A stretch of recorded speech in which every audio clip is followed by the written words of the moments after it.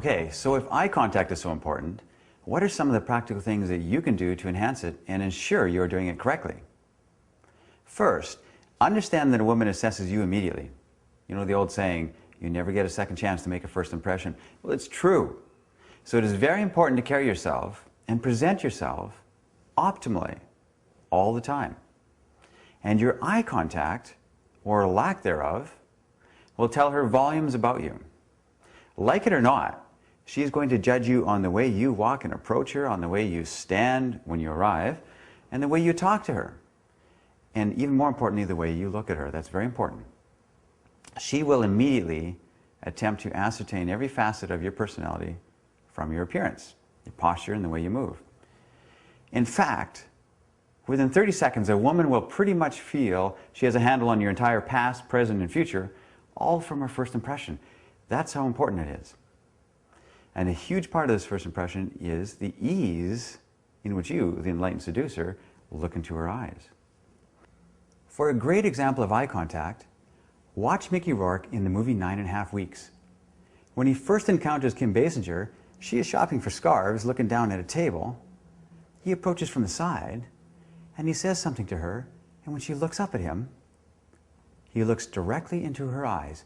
It's great eye contact that he gives her. But further, and this is what separates the great seducers from the average guy, when she's looking at this guy, who is this guy, and she's attempting to look back down at the table, he follows her eyes. He stays locked on. He actually moves his head to keep giving her eye contact. It is very seductive and very subtle. He wasn't glaring at her, just nice, easy eye contact. It's a great example. Rent it and see what I mean. It's very subtle.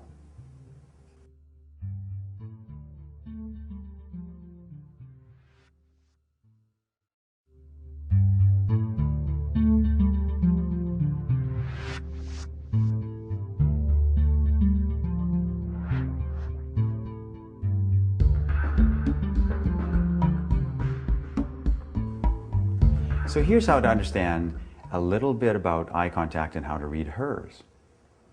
When we first meet someone, another guy for instance, we get introduced, we tend to shift our eyes around without really giving good eye contact at all. So in other words, we'll you know, hi, how you doing? And we'll look around the room and we'll glance back at him and we vaguely give eye contact. That's general how you do in eye contact. Then in situations where we concentrate on maintaining eye contact, like at a job interview, for instance, where we're trying really hard to maintain eye contact, we kind of shift our gaze from eye to eye, back and forth. So we go left to right, left to right. This is disinterested, polite eye contact. We're trying hard to maintain eye contact, but we're not really connected with that person in any way. So that's another way that we do eye contact. When we are having a heart-to-heart with a friend, we tend to expand that range, that eye-to-eye range that I'm talking about, to include the nose and the mouth. Kind of like a triangle. So we look at both eyes and we look at the nose and look at the mouth, and this is, you know, a friend of ours, an acquaintance. Then when we encounter a girl we like and we begin to flirt, we do something different. We tend to expand our gaze to include more of their face and even parts of their body, but we always return back to the eyes. And as we warm up to each other, and as we feel there is somewhat of a connection, we start to feel a little bit of chemistry, you will notice, and she will notice, that we start to gaze more intently into each other's eyes. And another thing we do is when we start to get attracted to somebody and we're having a good rapport, is we tend to watch their lips a lot more when they're talking, more than we would say the lips of our boss. So we take in a bit more, but we always go back to the eyes and we watch the mouth. So here's something you can do practically.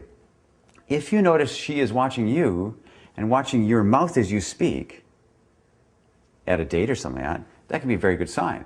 She might be wondering what it would be like to kiss you. And if a girl starts to do this to you, you will find yourself drawn to her, attracted to her, in spite of yourself.